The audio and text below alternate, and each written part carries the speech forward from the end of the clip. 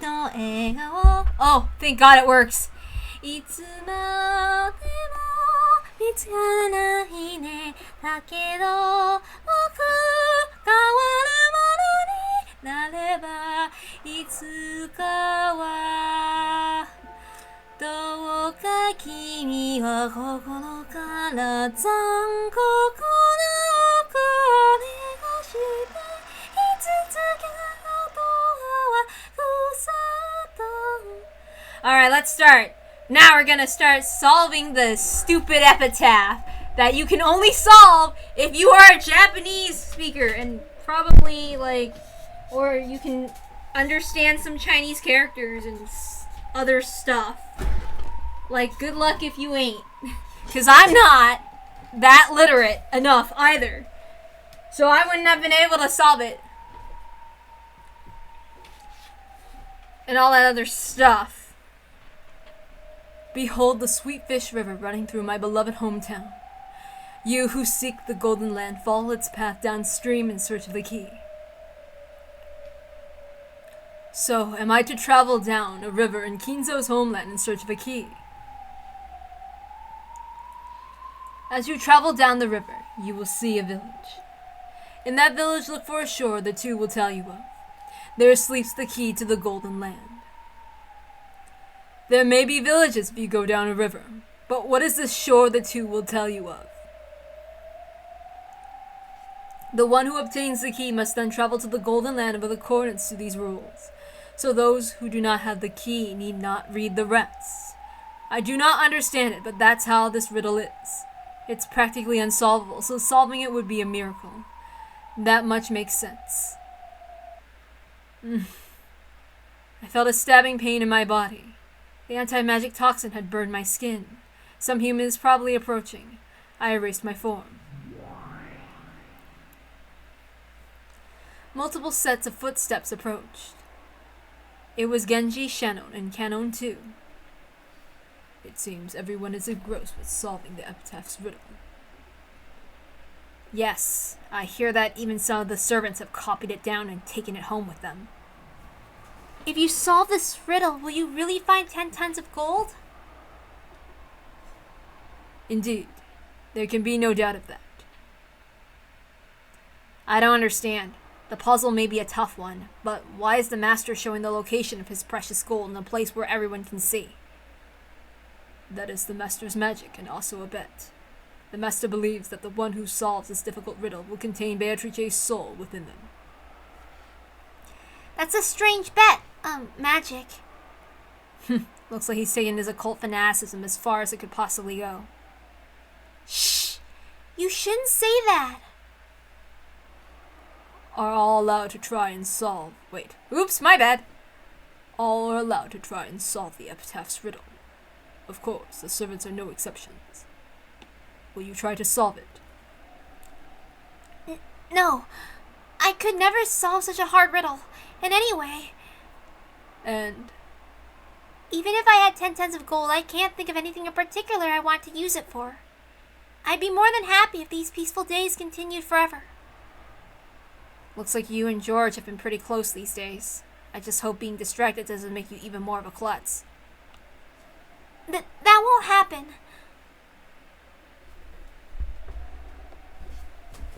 With a backward glance at this conversation, Genji walked up to the portrait and looked up at the witch. When they saw what Genji was doing, Shannon and Kano immediately went silent. Genji, who was the head of the servants, the closest in age to Kinzo, and the one who Kinzo called a friend, probably understood Kinzo's heart better than anyone else. What did he think when he looked at this portrait? Neither Shannon nor Kano could tell. Behold the sweet fish river running through my beloved hometown. Suddenly Genji started reciting the epitaph. Shannon quickly nodded to show she was listening, but it wasn't clear whether he was talking to her at all. Genji, his back to them, continued. The master would not describe Odawara as his beloved hometown. I've heard that he lived far away. Though we don't know where it was. Taiwan. Genji turned around and spoke that single word. Oh, is that so? That's why he knows how to speak Chinese, guys. Probably Mandarin or like Taiwanese Chinese or something like that, because like it's not exactly the same, because like certain things will be said differently, you know. Or I'm not an expert like at other branches of like Chinese and I'm not gonna cover that political stuff with where Taiwan is like its own independent thing. Okay, I don't know anything about that. I'm just a Chinese American. I haven't done enough research, so don't ask me about any of that stuff. I only have my own perspective. Okay. Way I see it is, if people want to have their own, be seen as their own thing, they can. Okay? That's it. Because I don't want to be involved in that stuff. I don't like drama stuff. But anyway, here, and also, like, this is what I said. Remember episode 5? Remember? Yeah, with the areca nuts? Because they're going to bring that up now. I see, so that explains what Kraus always used to say. Remember him talking about the master like areca nuts?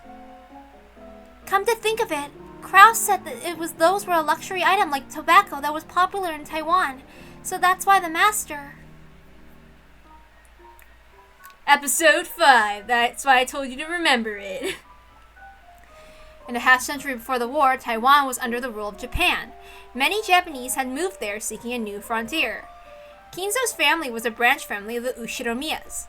Apparently, they were only distantly related to the head family, so they were able to form a new life and a future without being constrained by the head family in Odawara. Shano and Kao nodded their understanding, but they didn't know why Genji had suddenly broached the subject. I know why. Fucking Genji. I'm sorry. So, there was a river with a sweet fish in it, and the master's hometown in Taiwan, and the key is there? Don't be so stupid. There has to be several rivers with sweet fish in the area. We don't know that for sure, right? I don't know where the master lived in Taiwan, but there might have been only one river there. If so, that must be the place. You're too optimistic. There's no way the riddle could be solved that easily. The master says his magical ceremony will gain more power if more people try to solve the riddle. You must try as well. Everyone has been given the same chance. Yes. As if we had a chance. This is pointless. Genji spun around. Shano and Kao hurried to follow after him. When his footsteps receded and silence returned, a gold butterfly flitted out from among the shadows.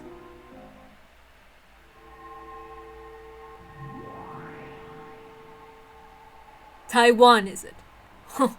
So you live quite far away. Behold the Sweetfish River running through my beloved hometown. In other words, a Sweetfish River running through Taiwan.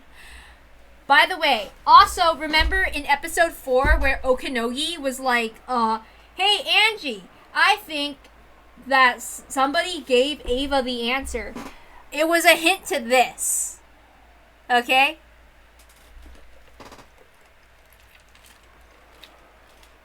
I don't always want to go back and tell you to, like, or say go back and look yourself or whatever. Because, like, part of the best parts of Umineko is just, like, going back and seeing how all the scenes parallel and how everything is just packed with hints. I don't want to have to say that because, like to look back at everything and individually point that all out, because then I feel like it robs everybody of that experience. So I'm gonna try to not mention too much. And I'm sorry, like, I know that I talk a lot about myself in terms of Umineko, but, like, for me, that's what Umineko is to me. It was something that is very personal to me. So I'm sorry if it's like that. It's just, it's a very personal thing for me, okay? I love this series so much! Like, it is just made for people who are escapists, or, like, people who are, like, Maria, who stay home all the time, because, and, like, or whatever. Or, like, people like Yasu. But I prefer to call her Sayo. Because it's just like...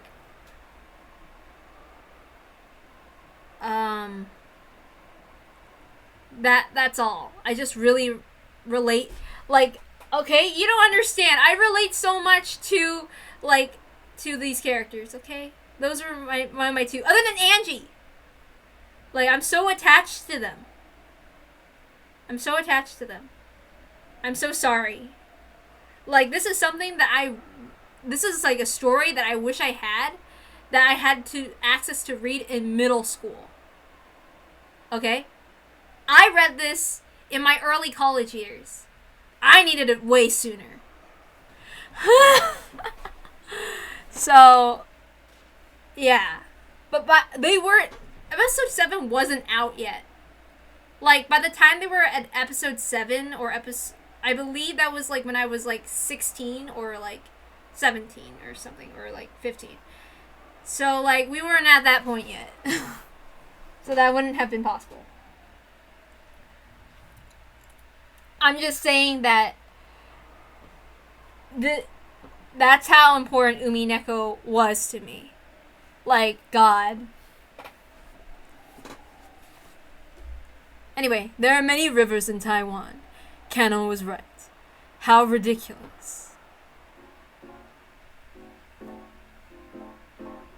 However, the word Taiwan interests me. That taciturn Genji muttered it without anyone asking, so is it even possible that it means nothing?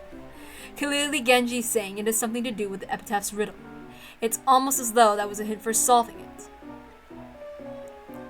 Though I do find it stupid. Very well, Genji. Why don't I play along with your farce for a while? Taiwan. I've traveled the world at times during these past 1,000 years, but I know nothing of the place. To counter my ignorance, I shall need a crystallization of knowledge, that which is smoothed out and pressed into many sheets, what is called a book. Where might I find a book about Taiwan? Kinzo Study is the first place that comes to mind if one is looking for books, but that won't work. The charm on that room prevents me from entering. So the library, is it?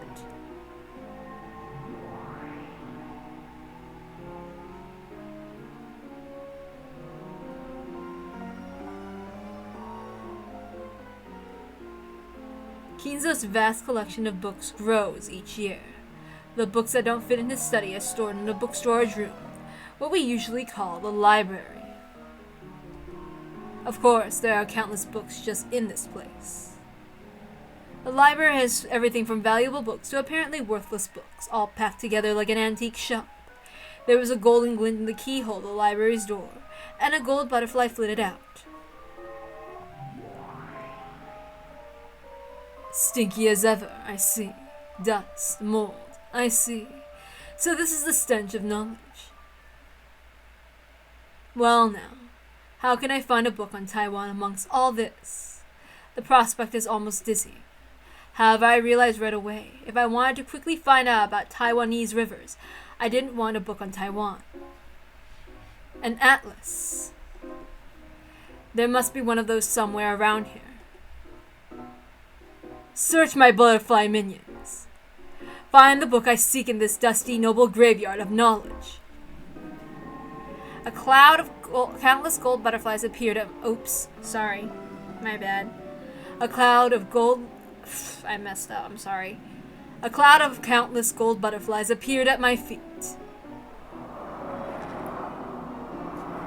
They swayed, blew like the wind, and coiled themselves around the library. Eventually, the cloud of butterflies selected a single book. It seems that this is the one.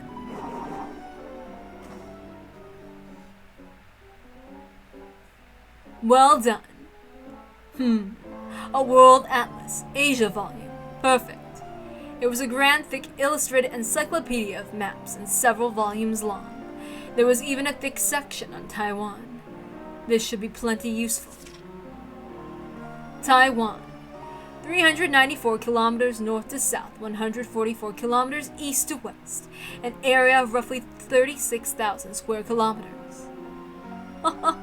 That's pretty large. By area, that's about the same size as Kyushu in Japan. This led Beato to a very natural question. Just where on earth is this massive island did Kinzo live? Genji mentioned Taiwan, but that's all. How careless I've been.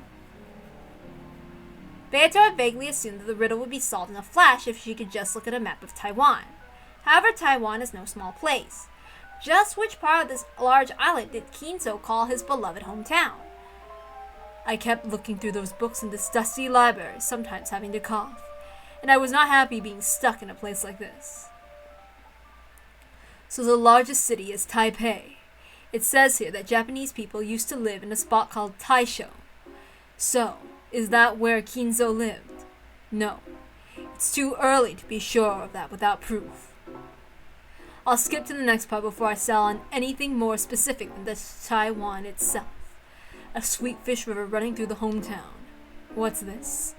There are 129 rivers in Taiwan. 129 rivers! And just how many of those have sweet fish swimming in them? Just thinking about it is dizzying. This is quickly becoming ridiculous. Genji must have been muttering nonsense to himself after all. I only thought he was giving out a hint about the epitaph.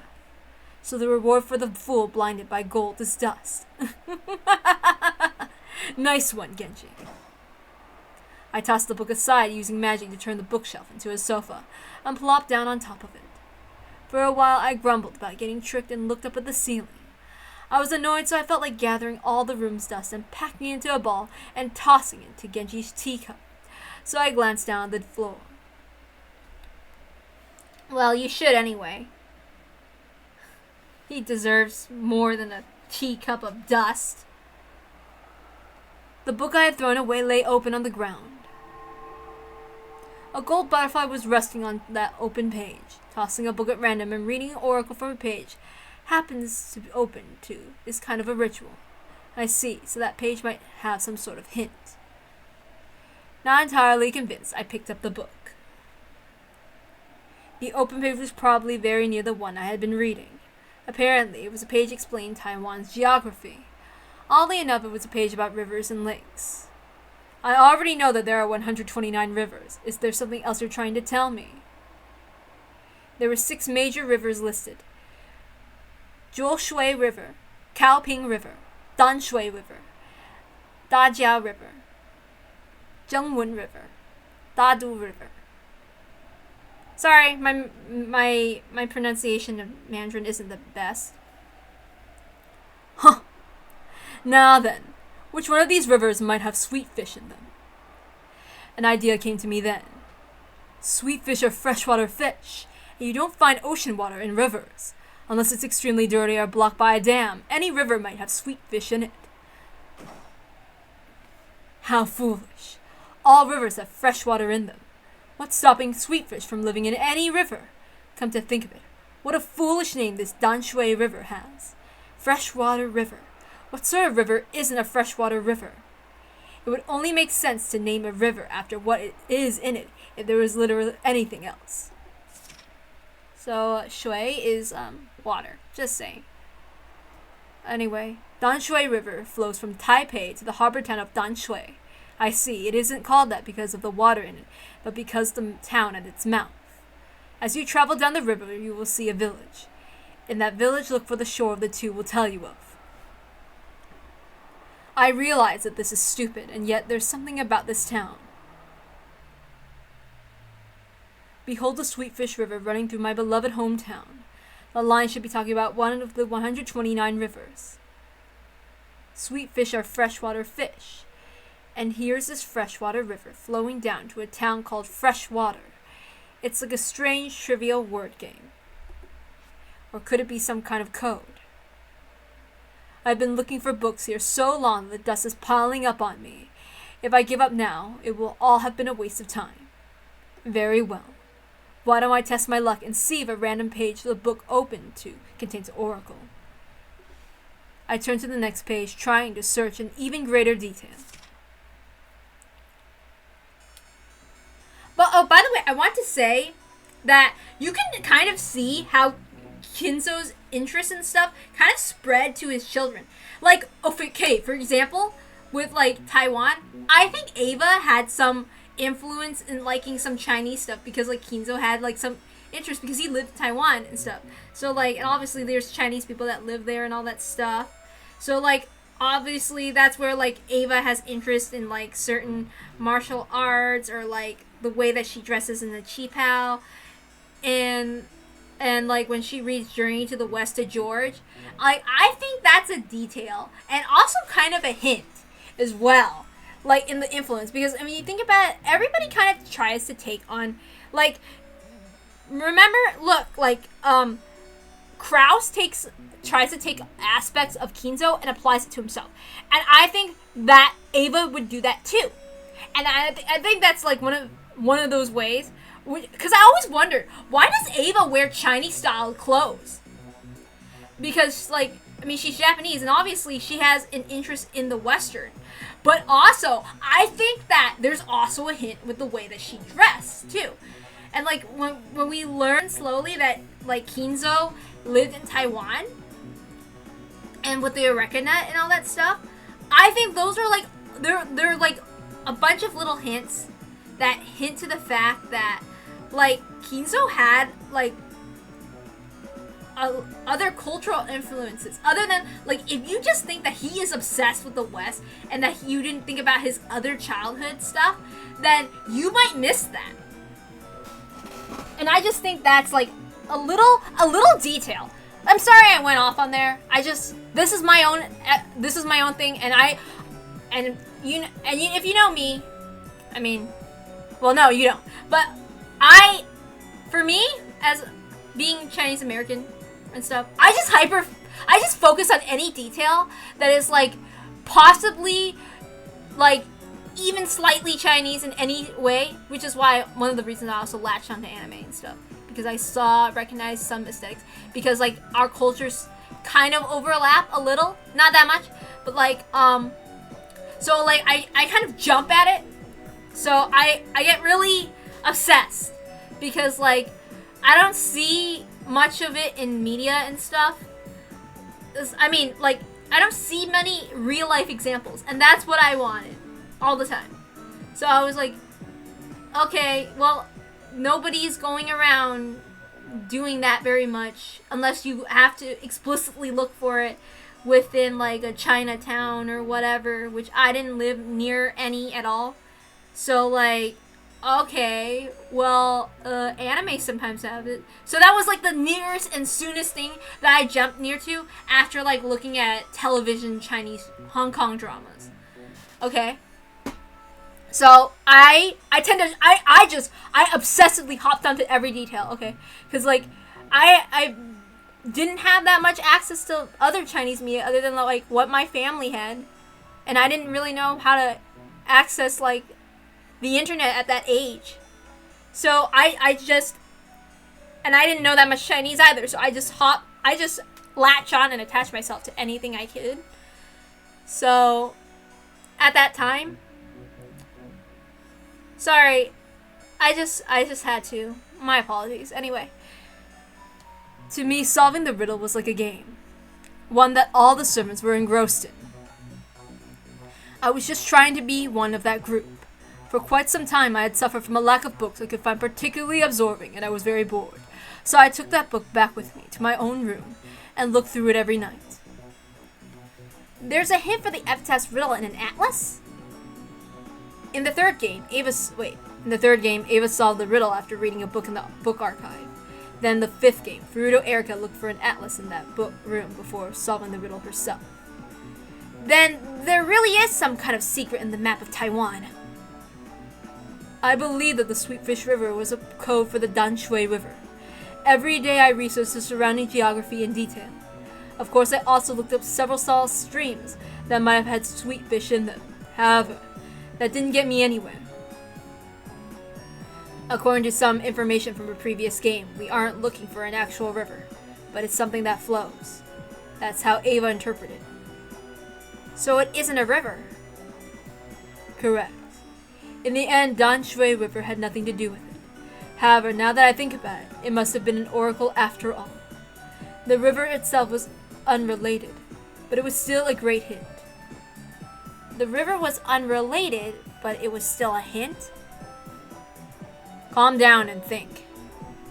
Think of something that flows, but isn't a river.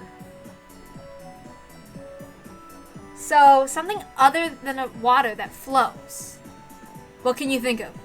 Try and think outside the box. Well, I'm tired of all this puzzle solving. Stop being annoying and give us the answer. You saw the epitaph, right? Probably. Something other than water that flows. Something. Something? Methods of transportation. Like a road or a highway. Correct. It took me so long to realize the Sweetfish River did not refer to water itself. That's right. There's something other than the river with the name Danshui. Something that both people and things flow up and down. Up and down?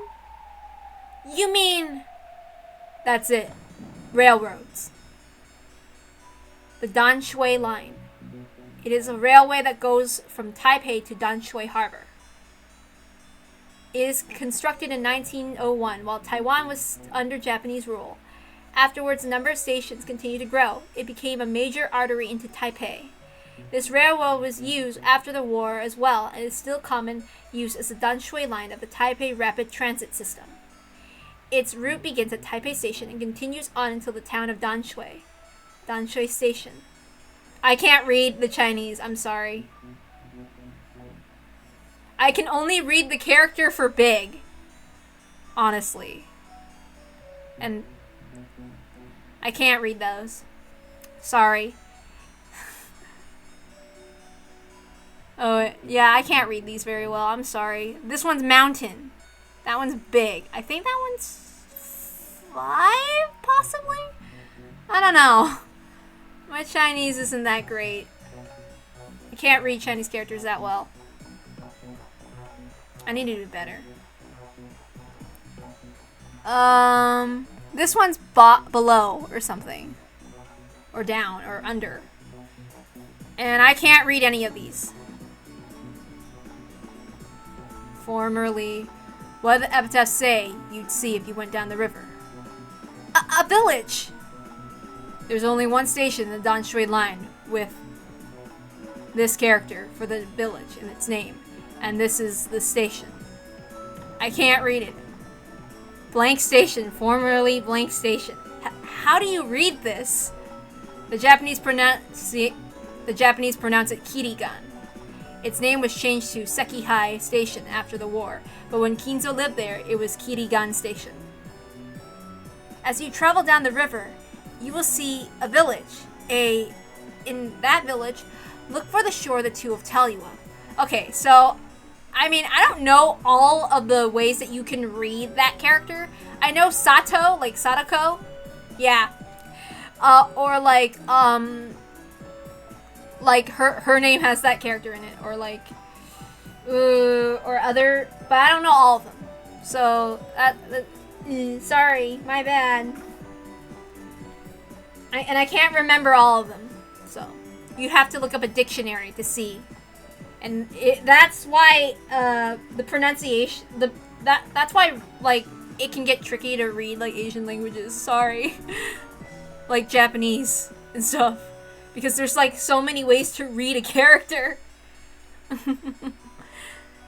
This isn't the only one. You can also see this character, the character for sure. Oh, I think Kishi, possibly. That's one of the ways, but I forget. There are other ways to read it, but I don't know. In the end, it took me quite a long time to work out that this station was the one referred to. It's the character for village and the character for shore. It felt like a kid's riddle playing with letters. The first character in Kirigan has the mouth character, the kuchi, the character for mouth. And the first half of the character means the word that, right? Oh wait. Oops, that's probably, see, the mouth. And then, hold on. Okay, let's try it again. My bad. Oh, the first character in Kirigan has the kuchi, the character for mouth. And the other half of that first character means the word that, right? That village is shore, and the mouth is telling of it. But I don't get what the two means. The three characters of Kirigan can be split into a mouth, and that village and shore. Okay, so you really have to like some okay, so a little thing is sometimes like other little mini characters like with that they can, or with other characters, they are combined together, like reading like the character. So it's sorry about that if you're not interested in learning about the language. That's just how I am. Okay, you're just gonna have to deal with it. I'm not that super knowledgeable about it because I want to learn someday, but I haven't had time to dedicate myself. Sorry. So those are all words set up here in the epitaph. In that village, look for the shore the two will tell you of. You can read it as a code for the name of the station. However, I don't understand the part about the two. I was also stuck on that part. However, by then, I was very confident that this station was what the epitaph referred to. If the station was once known by a different name, then could some local spots have also had its name changed? That's right. Kirigan Station was named after a nearby location after all. And though the name of that area was also Kirigan, it's also written differently. There are two mouths! So, okay, it's two mouths. See? This character, there. The character mouth is combined with these. So you can see here, this is the character of mountain that is combined with this character, but I'm not that knowledgeable about it, sorry. Okay, it didn't take much investigation before it was clear. The epitaph must have been referring to this place called Kirigan. Then, is this where the key to the Golden Land rests? That would be the obvious answer. However, I couldn't make the long trip to Taiwan to check. And of course, the place known as Kirigan is quite large itself. If a tiny key was hidden somewhere there, I'd never find it. I was at a loss. But you didn't give up. I was certain that I had found the answer at least to the first 5 lines of the epitaph.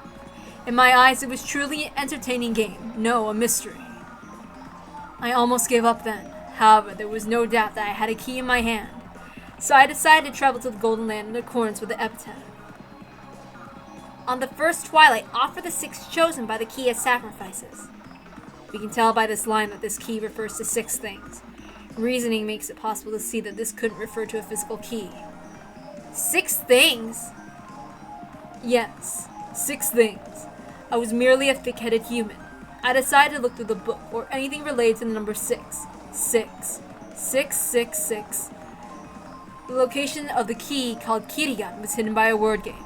That meant the 6 things were surely connected to some sort of word game too. 6. 666. I kept searching for 6.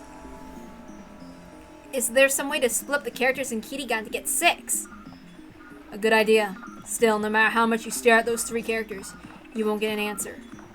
The problem here is that Kirigan is just the Japanese reading of the name. Then how do they pronounce it there?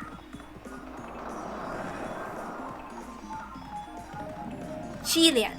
So, okay. It's pronounced Chilean. When written in Roman characters, that's 6 letters long. 6 letters? Then it's a word game after all. That's what it means by the 6 chosen by the key. I get it. Talking about it like this, it sounds like a line of reasoning that can be reached in a second. However, it took a long time before I reached the spot on my own. A dizzying number of nights passed from the time Genji uttered that single word. Oh, wait. Oops, sorry. Talking about it like this, it sounds like a line of reasoning that can be reached in a second. However, it took a long time before I reached the spot on my own. A dizzying number of nights passed from the time Genji uttered that single word to the time I got this far. So what does this mean to offer these 6 letters as sacrifices? On the second twilight, we start hearing about those who remain. Reasoning opens up the possibility that the 6 letters of the key are being removed from an even larger set of letters. However, what could the 6 letters be removed from? That puzzle worried me for a long time. It's like the start of an entirely new riddle. This time, I'd have to solve it all by myself without any assistance. In a previous game, I'm pretty sure Aunt Rosa formed some sort of theory about the first twilight. Right, that theory about the 10-day journey ending at the 10th twilight. On the 10th twilight at journey's end, you shall attain the power of the Golden Land's treasures once and for the last time. She took that section to the literal trip that ends when you attain to or reach the treasures of the Golden Land. What meaning was there in those words? Realizing that there was something to be found, and then realizing what that something actually was, took another long stretch of time. By Rosa's reasoning, attain to meant reaching some physical location represented by the 4 treasures. It's a good try, but not quite right. It's not the treasures we're supposed to reach, but their power. What does it even mean to reach the power of something like that? Don't overthink it. What else can the word power mean? You reach, or rather raise yourself to the power of the 4 treasures, starting at the twilight number 10. And this is done once and for the last time. Oh, so it's an exponent, like a math problem. Here I had a home field advantage since I lived on Rokinjima. There was a hint there that made it easier to think of a certain large number. In fact, you might say that I actually found the answer before I knew what the question was. If you keep making it so complicated, Leon's gonna get a headache. Let's get back to the point. 10 to the 4th power is 10,000. If you reach 10,000 on the 10th twilight, how far have you gone by the 1st twilight? Well, that's just 1/10 of 10,000. 1,000, right? Right. But while that gives us a single word, it's nowhere near enough letters, and it doesn't match the key at all. However, the end of the line says, you will attain to the power once and for the last time. If we interpret this as raising 10 to the 4th power once, and then doing the same thing one final time, we end up with 10 quadrillion. That's 10 quadrillion with 10th twilight, or quadrillion in the 1st twilight. As Battler guessed in the 5th game, it has 11 characters. Or should I say, as you guessed. Strangely enough, both words began with Q. I felt that this just had to be right. Okay, hold on. Strangely enough, both words begin with Q. I felt that this just had to be right. Leon took a notepad from the pocket and spelled out quadrillion and Chilean. The 2 words looked even similar at a glance. That's right. It's true that 6 letters chosen by the key are right inside the quadrillion. So what happens if we take them out?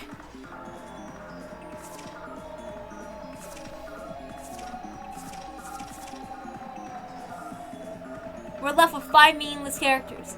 However, the important thing is the number 5. After all, in the next part of the epitaph, the word kill appears 5 times. And then on the 9th twilight, none shall be left alive. In other words, there should be 5 letters left. On top of that, it's just as Battler guessed in the 5th game. 2 of those letters are close to each other. The D and the R. Those must be the 2 who are close. But okay, I'm going to stop right here to say something. If you can't guess what the answer is by this point, remember those 5 letters and rearrange them. Because that's basically what it's asking. I'm going to say that the answer is very narcissistic. Your hint is praise my name in the epitaph. There you go. Once you reach this spot, the riddle has practically been solved. Or to put it another way, this is as far as you go with the epitaph alone.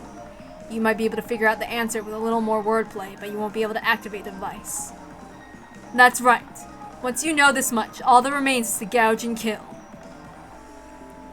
You had a good idea of where the place was, even before you got this far, right? Yes. Some people suspected that the gold was hidden there, even before the epitaph appeared. And because of that mysterious phrase that appeared there, it's only natural that I thought the place concealed held some secret. What do you mean by the place? The place with the device that opens the door to the Golden Land. A quick-witted person should be able to figure out where the 1st twilight is by now. Huh? I thought the 1st twilight was quadrillion, not a place. It's the place where quadrillion is written. You should know it. Or did you blindly follow Kinzo's orders and never go near it?